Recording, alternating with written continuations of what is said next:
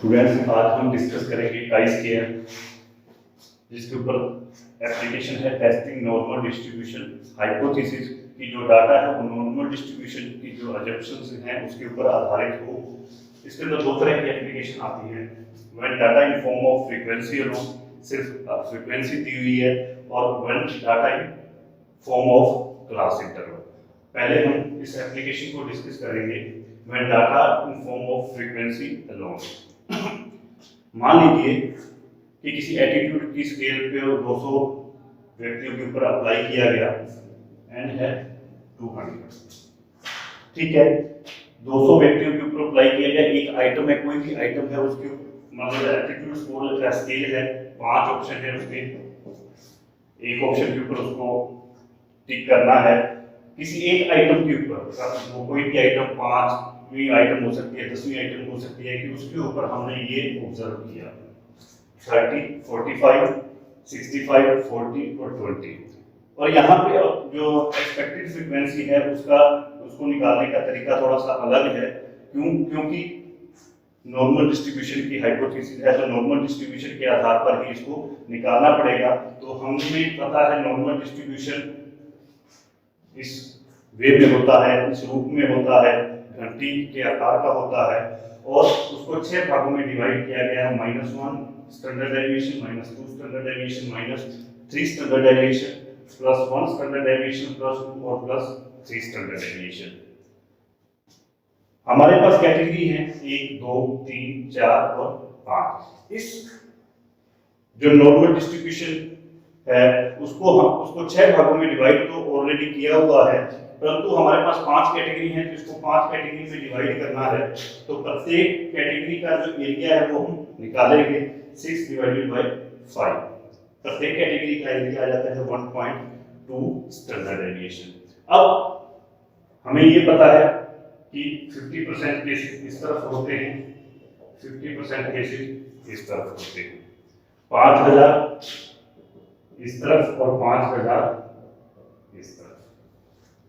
ठीक है, तो प्रत्येक कैटेगरी का हमने परसेंटेज लेवल निकालना है, जिसका सिंपल सा तरीका है, क्योंकि प्रत्येक कैटेगरी को एरिया कितना आना चाहिए 1.2 स्टैंडर्ड डेविएशन। तो यहां से शुरू करेंगे फर्स्ट कैटेगरी के लिए, -3, 3 में से 1.2 माइनस करेंगे तो एरिया कितना रह जाता है 1.8। तो पहले का जो एरिया है 1.8, मान लीजिए यहाँ पे ये है हमारी फर्स्ट कैटेगरी का एरिया। जैसे हमें पता ही है नॉर्मल डिस्ट्रीब्यूशन के अंदर एक चीज और हमने डिस्कस किया भी हुआ, पढ़ा हुआ है कि मीन के आसपास का जो एरिया होता है वो बहुत ऊपर होता है, और मीन से जैसे जैसे दूर जाता जाएगा ये एरिया कम होता जाएगा। इसी तरीके से इस तरफ, तो पहली कैटेगरी का एरिया कितना आया, ये वाला। फिर 1.8 दूसरी कैटेगरी में से फिर 1.2 माइनस करेंगे तो कितना रह जाता है 0.6, जो मान लीजिए यहाँ पे है, ये है हमारी सेकंड कैटेगरी। फिर 0.6 इस तरफ है, और 0.6 1.2 माइनस करना है -0.6, और इसमें माइनस कितना करना है, सॉरी माइनस के है 0.6 स्टैंडर्ड डेविएशन ये, तो इसमें से माइनस करना है 1.2, तो कितना रह जाएगा 0.6 में से 1.2 माइनस किया तो 0.6 प्लस की तरफ चला जाता है, ये पूरा एरिया हमारा आ जाएगा थर्ड कैटेगरी का। उसी तरीके से 0.6 में 1.2 प्लस किया तो 1.8, ये आ जाता है हमारा फोर्थ कैटेगरी, और जो बाकी रह जाता है ये हमारी फिफ्थ कैटेगरी। तो प्रत्येक का एरिया हमारे पास, प्रत्येक की लिमिट हमारे पास आ गई। अब हमारे पास इसकी एक टेबल भी है, नॉर्मल डिस्ट्रीब्यूशन की टेबल है, जिसके आधार पर प्रत्येक का एरिया निकाला जाता है। तो वो लिया जाता है, यहाँ से 0 है तो यहीं से शुरुआत करते हैं। मान लीजिए कि थर्ड कैटेगरी है, या शुरू से ही कर लेते हैं। फर्स्ट कैटेगरी के अंदर टोटल एरिया कितना आता है 5000, और टेबल में से देखने तक ये देखते हैं कि 5000 है तो 1.8 तक का एरिया अगर हम माइनस कर देंगे तो किसका परसेंटेज लेवल रह जाएगा, फर्स्ट कैटेगरी का जो परसेंटेज लेवल आता है जो आप टेबल के ऊपर देख सकते हो वो आता है 3.45%। इसी तरीके से 1.8 तक कितने केसेस आते हैं, 1.8 तक कितने केसेस आते हैं, जो चलो मैं एक बार दिखाई देता हूं।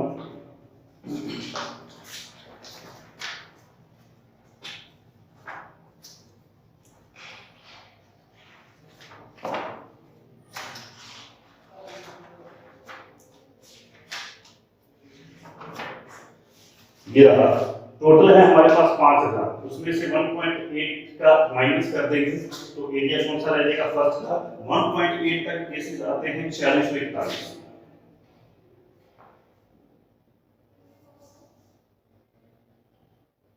4641 कितना रह जाएगा,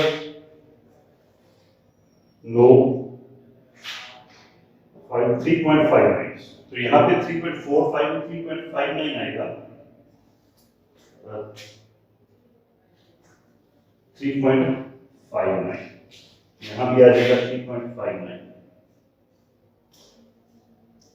ठीक है, उसी तरीके से सेकंड कैटेगरी के अंदर आ जाता है 1.8 तक कितने केसेस आ रहे हैं हमारे, 4641, जिसमें से 0.6 तक के माइनस कर देंगे तो बाकी कौन से रह जाएंगे, सेकंड कैटेगरी के 0.6 तक आते हैं 2257। तो 11 में से 7 के 4, 14 में से 5 के 13 में से 5 के 8, 5 में से 2 के 3, 23.84%। इसी तरीके से फिर 0.6 तक का एरिया, 0 से 0.6 तक कितने आ रहे हैं, 2257।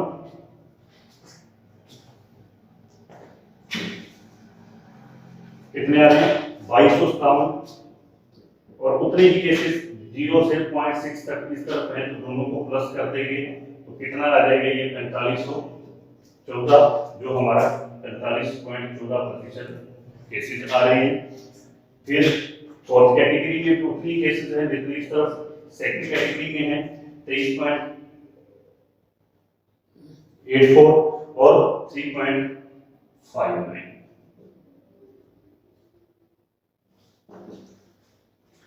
ठीक है, तो इस आधार पर हम जो हमारा लेवल है वो प्रत्येक का जो परसेंटेज लेवल है वो हमारे पास आ जाता है।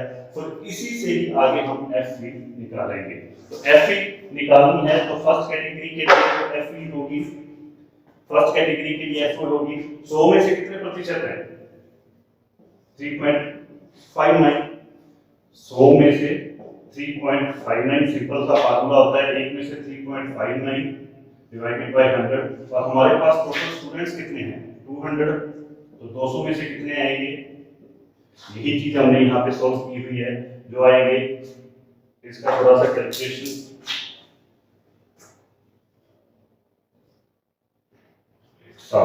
7.18, तो यहाँ पे भी आ जाएगा 7.18, जो 3.59 डिवाइडेड बाय 100 into 200 7, 48, 49, 48 सॉरी 90, 48 और 7।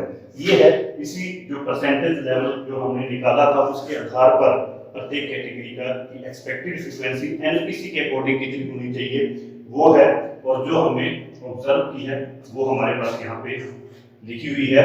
तो एक्सपेक्टेड फ्रीक्वेंसी जो हमने निकाली वो यहाँ लिख देंगे, फिर फार्मूला उसी के अकॉर्डिंग जो हमारा फार्मूला है chi² is equal to sigma FO minus FE का whole square divided by FE। तो FO minus FE 30 minus 7 23, 45 minus 48 minus 3, 65 minus 90 minus 25, 40 minus 48 minus 60 और 13। फिर फार्मूले के अकॉर्डिंग FO माइनस FE का होल स्क्वायर, सभी का हमने होल स्क्वायर कर दिया, FO माइनस FE का whole square divided by FE, जो हमारे पास ये लिखा हुआ आ रहा है कि जो FE है 529 divided by 7, 9 divided by 48, 625 divided by 90, 64 divided by 48 और 169 डिवाइडेड बाय 7, इस आधार पर जो FO माइनस FV का स्क्वायर डिवाइडेड बाय FV और फार्मूला है सिग्मा। सिग्मा का मतलब क्या, इन सभी का टोटल, और इस टोटल करने के बाद जो हमारे पास वैल्यू आ रही है वो है 108.17। फिर नल हाइपोथेसिस को एक्सेप्ट और रिजेक्ट करना है तो degree of freedom R-1 CF-1 वही फार्मूला, रो और कॉलम। रो कितने हैं हमारे पास, 1 2 3 4 5, 5 माइनस 1, कॉलम है 1 और 2, 2 minus 1 is equal to 4। Table के आधार पर जो वैल्यू आ रही है 0.05 के ऊपर है 9.49 और 0.01 के ऊपर है 13.28। इन दोनों से ये वैल्यू जो हमारी ऑब्टेन वैल्यू ज्यादा है तो जो हमारी नल हाइपोथेसिस है वो रिजेक्ट होती है। तो इसको इस तरीके से आपने करना है।